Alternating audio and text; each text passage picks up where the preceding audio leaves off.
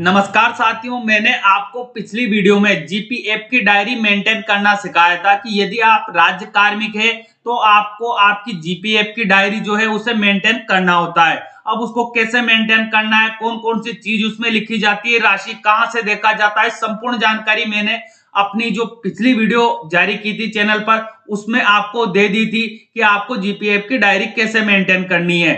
अब यदि आपने उस वीडियो को नहीं देखा है और आपको आपकी जीपीएफ की डायरी भी मेंटेन करना नहीं आता है, ऐसी कंडीशन में आपको इस वीडियो के डिस्क्रिप्शन बॉक्स में जाना है। वहां मैंने उस वीडियो का लिंक आपकी सहायता हेतु अवेलेबल करवा दिया है।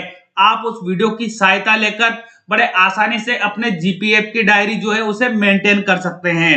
अब बात करें आज के वीडियो की, तो आज के वीडियो में मैं आपको एसआई की डायरी मेंटेन करने की प्रक्रिया बताने वाला हूं, जिसे हम राज्य बीमा भी कहते हैं। साथियों, उस राज्य बीमा की एंट्री आपको कहां से करनी है, उसमें क्या क्या लिखना है और आपकी संपूर्ण डायरी कैसे संधारित होगी, उससे जुड़ी प्रक्रिया आपको इस वीडियो में मिल जाएगी। तो वीडियो में प्रक्रिया बताने से पहले मेरा आपसे छोटा सा निवेदन रहेगा कि यदि आप चैनल पर नए हैं तो चैनल को सब्सक्राइब करके घंटी वाले बेल आइकन को दबाकर ऑल पर भी प्रेस कर लीजिएगा, क्योंकि मैं इसी प्रकार के कंटेंट जो आपकी समस्याओं का समाधान करते हैं उन्हें चैनल पर सबसे पहले अवेलेबल करवाता हूं और सबसे सरल भाषा में अवेलेबल करवाता हूं। तो चलिए साथियों, शुरू करते हैं आज का वीडियो और देखते हैं कि आपको आपकी राज्य बीमा की जो रिकॉर्ड बुक है उसको कैसे मेंटेन करना है, उससे जुड़ी प्रक्रिया step by step. SI record book maintain करने के लिए सबसे पहले हमें परिचित होना होगा हमारे GA55 से। जो GA55 यदि आपके पास नहीं है तो आप पे मैनेजर की साइट पर जाकर बड़े आसानी से GA55 अपना डाउनलोड कर सकते हैं और जो इंफॉर्मेशन मैं आपको यहाँ बताना चाह रहा हूं उसे आसानी से जान सकते हैं। यदि आपको GA55 निकालने में किसी भी प्रकार की समस्या है या GA55 निकालना आपको पे मैनेजर से नहीं आता है तो आप इस वीडियो के डिस्क्रिप्शन बॉक्स में विजिट कर लीजिएगा। वहां मैंने लिंक उपलब्ध करवा दिया है जिसमें आपको प्रक्रिया बताई है कि कैसे आप पे मैनेजर से अपना GA55 निकालेंगे और उसे काम में लेंगे। तो जब आप आपका GA55 पे मैनेजर से निकाल लेंगे तो आपको यहाँ देखना है साथियों, सबसे पहला जो आपका जीपीएफ की डायरी मेंटेन होगी उसमें आपका मंथ का आपको ध्यान रखना है। ये मार्च से शुरू होती है, हमारा GA55 मार्च से निकलना ही शुरू होता है और फरवरी में जाके अंत हो जाता है। एक सत्र का हमारा GA55 में इतना ही डिटेल आती है। तो हमें यहाँ सबसे पहले मंथ मिल जाएगा, हमें मंथ देख लेना है। उसके बाद हमें यहाँ देखना होगा सैलरी। जहां जहां भी हमें सैलरी लिखा मिल रहा है वो उसके सम्मुखी हमें जो हमारी एसआई की कटौती हुई है वो लिखनी होगी, क्योंकि अगर यदि हमारा डीए जमा हुआ है, जैसे कि यहाँ सैलरी एरियर आपको लिखा दिखाई दे रहा होगा ऊपर, तो ये सैलरी एरियर जमा हुआ है तो इसमें से जो एसआई की जो राशि है वो नहीं काटी जाती है, केवल आपकी सैलरी जमा होती है, उसी से आपकी जो एसआई की राशि है उसकी कटौती होती है। तो आपको यहाँ सबसे पहले जो है मंथ देख लेना है। उसके बाद आपको यहाँ देखना होगा सैलरी कि भाई आपको सैलरी कब मिली। उसके बाद यहाँ आपको क्या चीज दिखाता है, आपका जो GA55 वो है आपका बिल नंबर, तो सबसे ऊपर आपको बताता है कि आपका बिल नंबर क्या है, जिसको मैंने हाईलाइट कर दिया है वो आपका बिल नंबर है। उसी के नीचे आपको यहाँ टीवी नंबर देखने को मिल जाता है, तो टीवी नंबर आप यहाँ से देख लेंगे। उसके बाद एक चीज और है कि हमें डायरी में एंट्री करनी होगी एनकैशमेंट दिनांक, किस तिथि को एनकैशमेंट आपका हुआ है वो तिथि आपको यहाँ नीचे वाली लिख ली है। मैंने बिल्कुल इनको हाईलाइट कर दिया है साथियों इन चीजों को, तो आप क्लियर रहेगा कि यहाँ दो तिथियां आती है, एक तो बिल की तिथि भी आती है जो ऊपर आती है और एनकैशमेंट दिनांक नीचे लिखी हुई आती है। तो आपको एनकैशमेंट दिनांक यहाँ से लिख लेना है। अब आती है बारी कि आपकी एसआई की कटौती कितनी हो रही है, तो उसके लिए आपको यहाँ देखना है, यहाँ आपको मिलेगा SIP लिखा हुआ, जिसको मैंने हाईलाइट कर दिया है, ऐसा आपको SIP लिखा हुआ मिलेगा। उसके सम्मुखी आपको मिल जाएगा कि आपकी कितनी राशि काटी जा रही है, वो यहाँ से आप क्लियर कर सकते हैं, आराम से देख सकते हैं अपनी कि आपकी जो एसआई की राशि है वो कितनी कट रही है, वो आपको यहाँ डिस्प्ले हो जाएगी जैसे कि मैंने यहाँ हाईलाइट कर दिया है। ये मार्च में मैंने आपको देखना बता दिया। अब हम अप्रैल का और देख लेते हैं, एक एग्जांपल और देख लेते हैं कि GA55 से हम कैसे देखेंगे हमारी कि कितनी एसआई कटी है। तो मैं अप्रैल का भी आपको बता देता हूं, जिससे कि अप्रैल 2022 की बात हम करते हैं यहाँ पर। तो यहाँ आपको ऊपर अप्रैल का महीना लिखा मिलेगा, नीचे आपको सत्र लिखा मिल जाएगा। उसके आगे यहाँ आपको सैलरी मिलना चाहिए, जो भी जिस भी बिल की आप एंट्री करेंगे टीवी नंबर और डेट लिखेंगे तो आपको सैलरी मिलना चाहिए। उसके बाद आगे आपको यहाँ पर मिल जाएगा, जहां मैं हाईलाइट करके बता रहा हूं, यहाँ पर बिल नंबर आपको यहाँ पर मिल जाएगा। उसी के नीचे आपको यहाँ जो है टीवी नंबर मिल जाएंगे। अब एनकैशमेंट दिनांक आपको यहाँ पर मिल जाएगी। यहाँ 2 दिनांक लिखी हुई होती है, उसमें से नीचे वाली जो डेट लिखी रहेगी GA55 में, वो एनकैशमेंट दिनांक हमारी रहेगी। उसके बाद आगे हमें ढूंढना होगा कि इस महीने में हमारी एसआई कितनी कटी है, तो आपको यहाँ मिल जाएगा SIP लिखा हुआ इस तरह से। उसके सम्मुख आपको मिल जाएगा कि आपकी कितनी राशि काटी गई है, वो इंफॉर्मेशन आपको यहाँ से मिल जाएगी। तो आप GA55 की सहायता से इस तरह से आपके जो कितनी राशि कटी है ये देखेंगे। उसके बाद आपके बिल नंबर क्या है वो आपको देख लेने हैं। उसके बाद टीवी नंबर क्या है, एनकैशमेंट दिनांक क्या है, इन चीजों की जानकारी आपको लेने के लिए आपके GA55 को डाउनलोड कर लेना है। और जो प्रक्रिया मैंने बताई है उसी के अनुसार आपको सारी चीजें यहाँ से देखनी होगी। अब आते हैं हम हमारी एसआई डायरी की ओर, कि हम एसआई डायरी कैसे मेंटेन करेंगे। तो आपको आज मैं बताता हूं साथियों, बिल्कुल एसआई डायरी ओपन करके जो मैंने मेरी एसआई डायरी मेंटेन कर रखी है उसकी जानकारी आपको देता हूं। एसआई की डायरी मेंटेन करने के लिए आपको सबसे पहले एक एसआई की पासबुक होती है वो क्रैक करना होगा।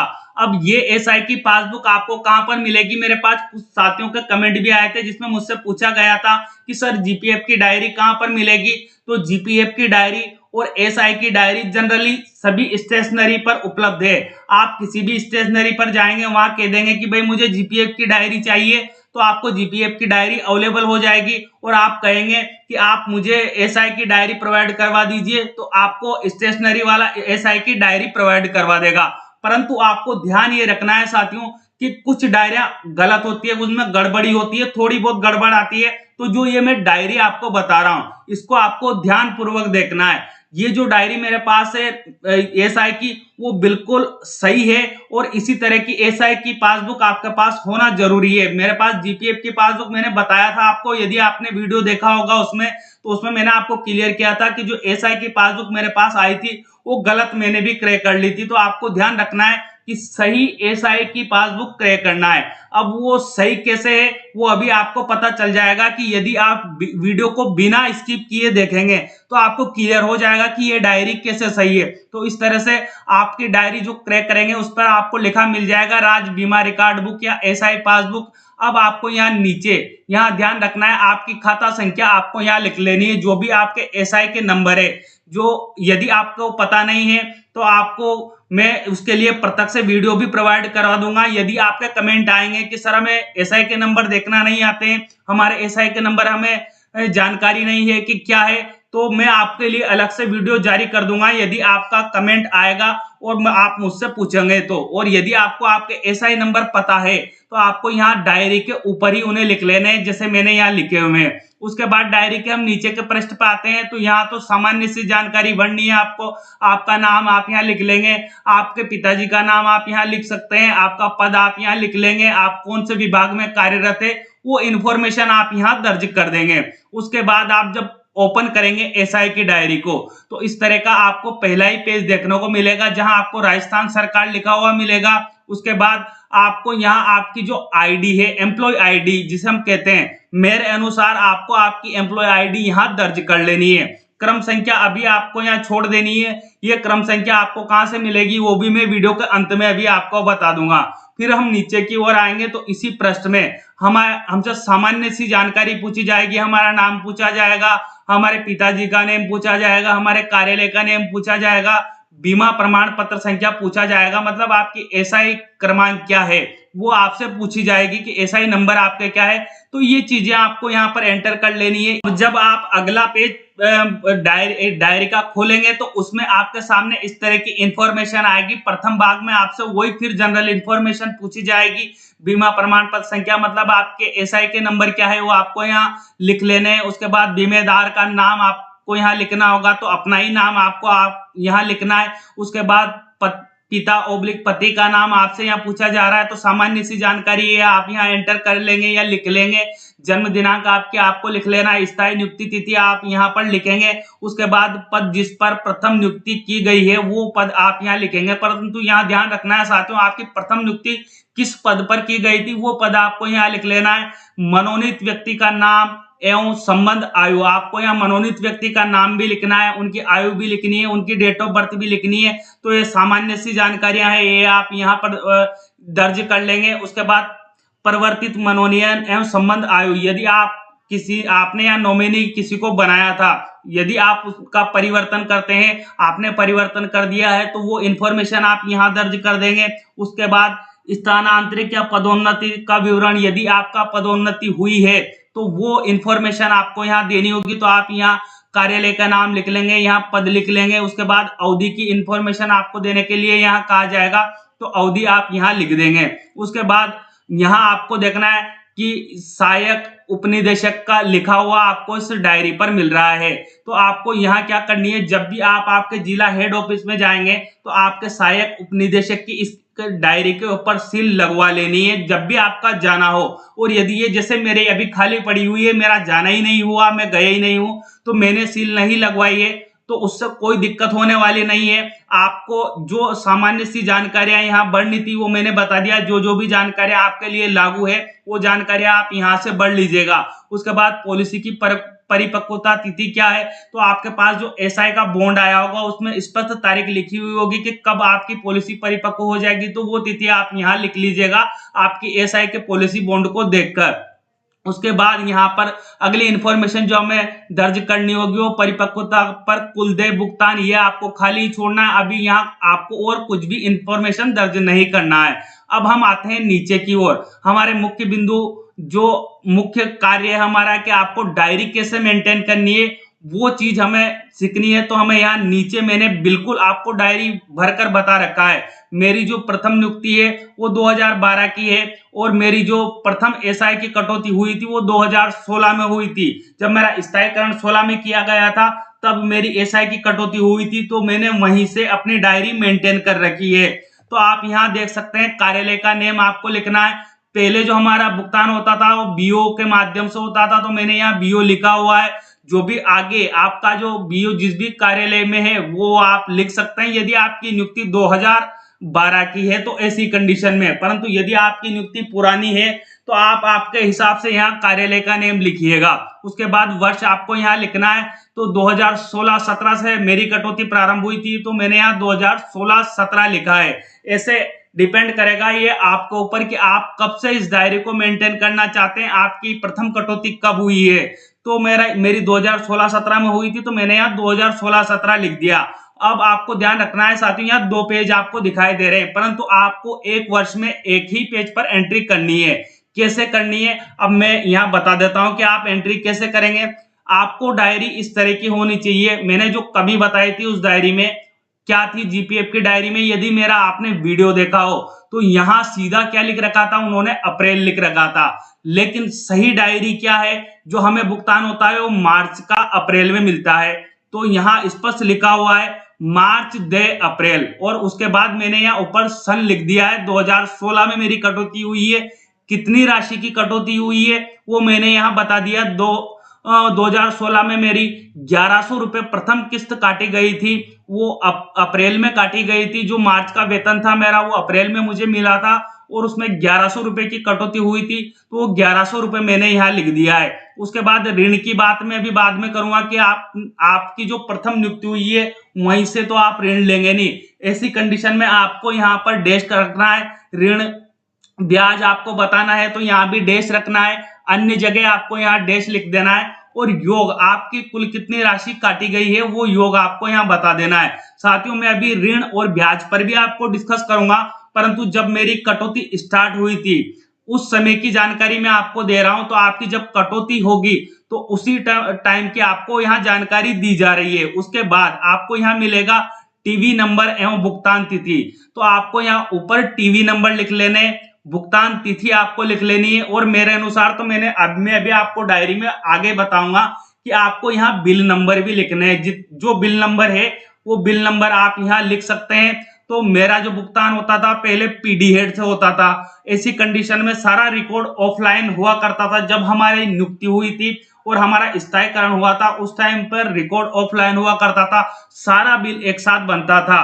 तो यदि आपके कंडीशन में भी ऐसा है तो मैंने यहाँ ऊपर जो लिखे हैं आपको जो यहाँ प्रदर्शित हो रहे हैं वो बिल नंबर प्रदर्शित हो रहे हैं, मैंने बिल नंबर लिखे हैं और ये नीचे बिल की डेट यहाँ लिखी हुई है। उसके बाद मैंने कितनी राशि का बिल था वो राशि यहाँ पर बता रखी है, क्योंकि जो हमारा पुराना भुगतान होता था मैंने बता दिया है कि बीओ के माध्यम से होता था और वहां पीडी में जो बिल बनता था वो सबका बिल एक साथ बनता था, तो वो राशि हमें लिखनी होती थी कि कितनी राशि का बिल एक साथ बना हुआ है, तो वो राशि मैंने यहाँ दर्शा रखी है। यदि आपके साथ भी ऐसा ही है, आपका पीडीएस से वेतन बनता था, 2012 की आपकी नियुक्ति है, तो ऐसे कंडीशन में आप इस तरह से यहाँ लिख सकते हैं कि टीवी नंबर की जगह आपको बिल नंबर लिख लेने हैं, डेट लिख लेनी है और बिल में राशि कितनी थी वो आपको बता देनी है। तो ये तो साथियों होगा मेरा 2016-17 का हिसाब मैंने बिल्कुल यहाँ क्लियर कर रखा है। आपको यहाँ से क्लियर हो जाएगा कि भाई 2016 में अप्रैल में जो मुझे भुगतान हुआ है उसमें से मेरी एसआई कितनी काटी गई है वो यहाँ क्लियर हो रहा है। उसके बाद मई में भुगतान हुआ है उसमें कितनी एसआई कटी है, फिर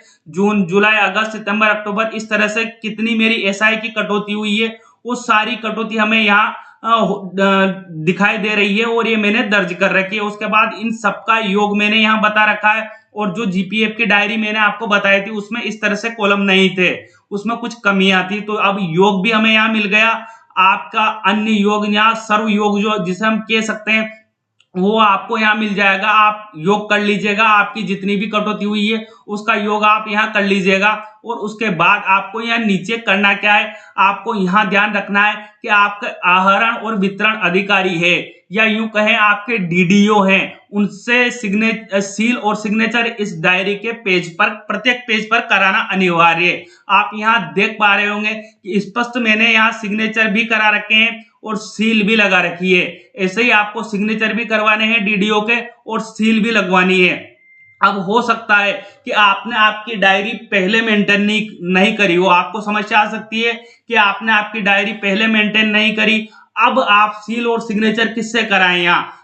यदि अब अभी से आप डायरी मेंटेन करना चाहते हैं तो ऐसी कंडीशन में आपको ध्यान रखना है कि आपको पूरी डायरी आपकी मेंटेन करनी है। उसके बाद जो अभी आपके वर्तमान पद पर अधिकारी है उनके सम्मुख आपकी डायरी रखनी है, उनसे ही आपको सिग्नेचर करवा लेना है। यदि आपने पहले डायरी मेंटेन नहीं की है तो अभी आप आपके डीडीओ से यहाँ सील और सिग्नेचर करवा लीजिएगा डायरी लिख के। उसके बाद आते हैं हम आगे, तो आगे यहाँ 17-18 की बात आ जाती है। तो 17-18 में भी मैंने यही लिखा हुआ है कि भाई मेरी एसआई की कटौती कितनी हुई थी, वो 2017 में कितनी हो रही थी वो मैंने यहाँ स्पष्ट कर दिया है कि 1100 रुपए मेरी काटी जा रही थी, मैंने कोई ऋण नहीं लिया। अब साथियों हम यहाँ समझ लेते हैं इस चीज को कि ये भाई ऋण क्या है और ऋण का ब्याज क्या है, अन्य क्या है, इन चीजों को भी समझते हैं। यदि एसआई से आप लोन ले लोगे, किसी भी कंडीशन में आपने लोन लिया है तो आपको ऋण अलग जमा करना होता है।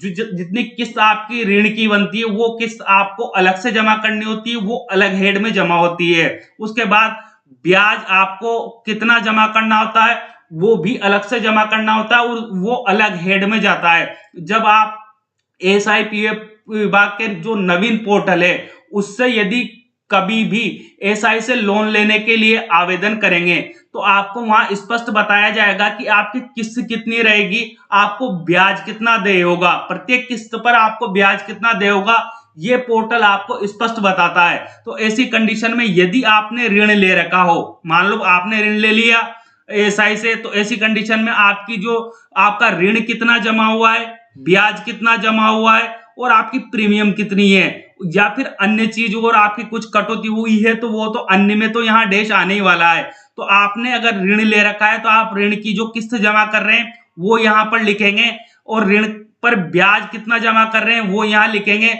उसके बाद इन तीनों चीजों को आप जोड़ेंगे, प्रीमियम को भी जोड़ लेंगे, ऋण को भी जोड़ लेंगे और ब्याज को भी जोड़ लेंगे और योग यहाँ पर लिख देंगे। उसके बाद आपको यूं सीधा सा यहाँ योग कर लेना है। यहाँ आपको वही कार्य करना है, टीवी नंबर और भुगतान तिथि लिखनी है।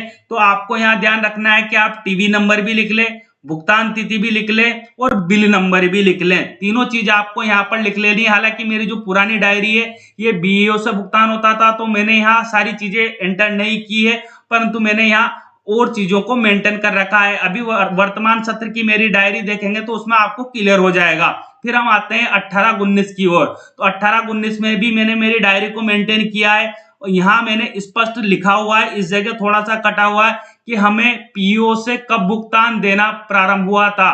तो ये लगभग मुझे जैसा कि यहाँ दिखाई दे रहा है वो दिसंबर दे जनवरी 2017 से हमारा भुगतान जो पीओ के माध्यम से मिलना हमें प्रारंभ हो चुका था। यदि आपकी नियुक्ति पहले प्रारंभिक शिक्षा विभाग में थी और आपका वेतन बीईओ से बनता था तो ऐसी कंडीशन में आपको ध्यान रखना है कि दिसंबर दे जनवरी 2017 से हमारा जो वेतन है वो पीओ महोदय के अधीन बनने लग गया था। मैंने अपनी डायरी पर स्पष्ट नोट लगाया है, आप भी लगा सकते हैं। उसके बाद आपको यहाँ वही कार्यालय का नेम यहाँ लिख लेना है, जैसा मैंने यहाँ कार्यालय का नेम लिखा है। तो जिस कार्यालय से आपका वेतन उठता है उस कार्यालय का नेम आप यहाँ लिख लेंगे। उसके बाद वर्ष आपने यहाँ लिख लेंगे, जैसे मैंने 2018-19 यहाँ लिखा हुआ है। अब 18-19 में मेरी कटौती कितनी हुई है, यहाँ आपको इन महीनों का जरूर ध्यान रखना है साथियों। मार्च दे अप्रैल, तो अप्रैल 2018 में कितनी कटौती हुई है मेरी, वो स्पष्ट आप यहाँ देख पा रहे हैं कि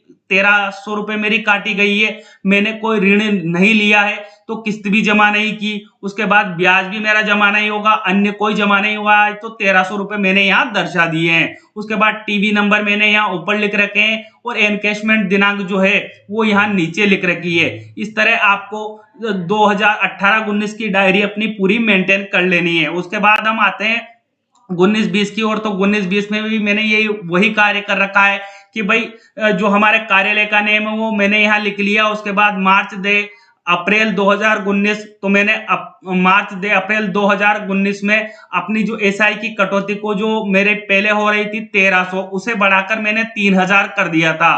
तो वो 3000 मैंने यहाँ दर्ज कर लिया है। मैंने एसआई से लोन नहीं लिया है तो मैंने ऋण भी जमा नहीं किया, मैं और ब्याज भी मैंने कोई जमा नहीं किया तो मैंने यहाँ डैश लगा दिया है। अन्य कोई चीज जमा नहीं की, यहाँ डैश लगा दिया है। उसके बाद योग यहाँ आ रहा है 3000, मतलब मेरी जो 3000 की एसआई कटौती हो रही है वो 3000 मैंने यहाँ लिख लिया है। यहाँ जो आपको टीवी नंबर लिखने थे वो मैंने टीवी नंबर यहाँ लिख रखे हैं और उसके बाद भुगतान तिथि यहाँ लिख रखी है। तो ये 2019-20 का हिसाब मेरा यहाँ पर हो जाता है। आगे हम चलते हैं साथियों। तो आगे हम आपको मैं बताता हूँ कि 20-21 की मैंने अपनी डायरी कैसे मेंटेन की है। तो हम बात कर लेते हैं साथियों 20-21 की। तो 20-21 में भी मैंने वही किया, अपने कार्यालय का नेम यहाँ लिख लिया है। उसके बाद मेरी एसआई कटौती कितनी हो रही है वो मैंने यहाँ पर बता दिया है। ऋण मैंने कोई लिया ही नहीं है तो मैंने यहाँ डैश डैश लिख लिया है। ब्याज मेरा कोई जमा नहीं हुआ है उसमें भी मैंने डैश लिखा है। योग में भी मैंने यहाँ डैश कर दिया है। उसके बाद यहाँ मैंने टीवी नंबर और उसके बाद डेट यहाँ लिखी हुई है। तो इस तरह से आप भी टीवी नंबर और डेट यहाँ लिख सकते हैं। पूरे सत्र का एक ही पेज भराएगा आपका। उसके बाद आपको यहाँ योग करने के लिए कहा जाएगा तो आप इन सबको एक साथ जोड़ लीजिएगा, आपकी कितनी कटौती हुई है उसका योग यहाँ आ जाएगा। फिर अगले कॉलम में भी आपको वही जो राशि आपकी काटी जा रही है उसे आप यहाँ दर्शाते जाएंगे। फिर यहाँ आपको योग कर लेना है। यहाँ पर वही आपके टीवी नंबर और आपके जो भुगतान तिथि है वो आपको यहाँ लिख लेनी है। सभी महीने के सामने आपको इस तरह से लिखना है। उसके बाद आ जाते हैं हम 21-22 में। तो 21-22 में भी हमें कार्यालय का नेम यहाँ लिख लेना है। उसके बाद मार्च दे जो अप्रैल होती है, यदि आपने आपकी एसआई कटौती को बढ़ाया हो, जैसे मेरा यहाँ मार्च दे अप्रैल में कितनी कटौती हो रही थी 3000 रुपए हो रही थी, पर मैंने मार्च दे अप्रैल में अपनी कटौती को बढ़ाकर 5000 कर दिया था। तो ऐसे आपको देखना है आपके जीए 55 में कि आपने यदि आपकी कटौती को बढ़ाया हो तो वो राशि आप यहाँ लिख देंगे। जितना भी प्रीमियम आपका कटा है वो प्रीमियम आप यहाँ लिख देंगे। और यदि आपने लोन लिया हो तो अब साथियों यहाँ आपको क्लियर कर लेना है, यदि आपने लोन लिया हो तो आप लोन की कितनी किस्त जमा कर रहे हैं वो किस्त आप यहाँ बताएंगे। कितनी राशि की किस्त जमा कर रहे हैं वो राशि आप यहाँ लिख देंगे। उसके बाद उस राशि पर ब्याज आप कितना जमा कर रहे हैं वो आप यहाँ लिख देंगे। उसके बाद आपको यहाँ प्रीमियम को, ऋण को और ब्याज को जोड़ लेना है। तीनों को जोड़ के आप यहाँ पर बता देंगे कि भाई योग आपने ये जमा किया है एसआई में। आगे आपको यहाँ पर बिल नंबर लिख लेने, टीवी नंबर लिख लेने और उसकी डेट लिख लेनी है। आपके एनकेशमेंट दिनांक आपको यहाँ लिख लेनी है। तो इस तरह आपको पूरे सत्र की जो 21-22 की आपकी डायरी जो है वो पूरे सत्र पर्यंत मेंटेन करनी है। उसके बाद आपको यहाँ नीचे मिलेगा योग का ऑप्शन या योग लिखा हुआ, तो आप यहाँ योग पर टोटल राशि का योग कर लेंगे। फिर आपको यहाँ पर देख लेना है, यहाँ भी योग जो आपको मिल रहा है, तो आपको इस सभी राशियों को जोड़ के यहाँ पर योग कर देना है। फिर यहाँ नीचे आपको क्या करना है, वही आपके जो डीडीओ है उनके सील और सिग्नेचर आपको करवा लेने हैं, जैसे मैंने करवा रखे हैं, आपको स्पष्ट दिखाई दे रहे होंगे।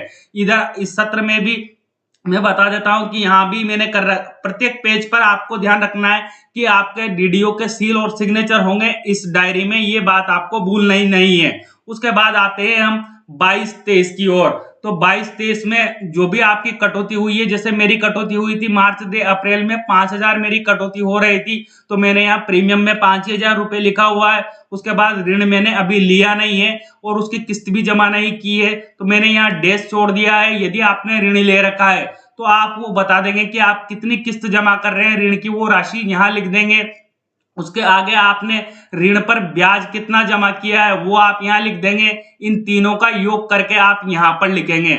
आगे आपको यहाँ अब स्पष्ट मिल जाएगा, मैंने यहाँ मेंटेन कर रखा है कि टीवी नंबर है, भुगतान तिथि आपको लिखनी थी, तो मैंने यहाँ पर बिल नंबर ऊपर लिखे हैं, उसके नीचे मैंने टीवी नंबर लिख लिए हैं और एनकैशमेंट दिनांक मैंने यहाँ पर लिख ली है, ताकि कभी भी दिक्कत हो आपकी डायरी में जो आपका पैसा आपने दर्ज कर रखा है और जो हमारा पोर्टल पर जो हमारा राशि बताई जाती है हमारी, उसमें किसी प्रकार का अंतर हो, तो इन तीनों चीजों से वो पकड़ाती है साथियों कि आपके जो वेतन से तो कट जाएगी राशि।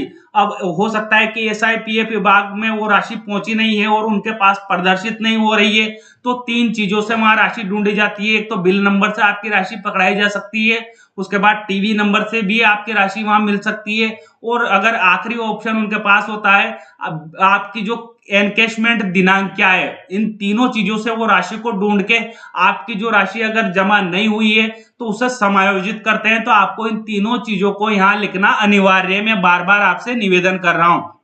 तो आपको ये इस तरह से जो 2022-23 की डायरी आपकी मेंटेन करनी है, आपकी कितनी प्रीमियम कटी है वो प्रीमियम आप यहाँ लिखते जाएंगे, ऋण आपका कितना था वो अगर आपने ले रखा है तो यहाँ लिख लेंगे, ऋण पर ब्याज आपका कितना है बना है वो आप यहाँ लिख लेंगे और यहाँ नीचे सबका योग करते जाएंगे। उसके बाद यहाँ सर्व योग आएगा तो इन सभी का योग आपको यहाँ नीचे कर लेना है। फिर वही नीचे आपको यहाँ कार्य करना है कि यहाँ अपने डीडीओ के सील और सिग्नेचर आपको करवा लेने हैं। अब आ जाते हैं हम वर्तमान सत्र में। तो वर्तमान सत्र चल रहा है 2023-24, तो 23-24 का भी आपको ध्यान रखना है कि यदि आपकी जो मार्च से अप्रैल है उसमें यदि आपकी SI कटौती में आपने बदलाव करवाया है तो वो राशि आप यहाँ बताएंगे। मेरे जो 5,000 रुपए की कटौती हो रही है मैंने कोई बदलाव नहीं किया है, तो पहले भी मेरी 5,000 कट रही थी, अब भी 5,000 कट रही है, तो मैंने ये 5,000 ही बता दिया है। उसके बाद ऋण अभी नहीं लिया है तो ऋण में डैश कर रखा है और ब्याज पर भी मैंने यहाँ डैश कर रखा है, अन्य में भी मैंने डैश कर लिया और योग यहाँ बता दिया है। उसके बाद यहाँ बिल नंबर मैंने लिख लिए हैं, टीवी नंबर मैंने लिखे हुए हैं और एनकैशमेंट दिनांक मैंने यहाँ लिखी हुई है।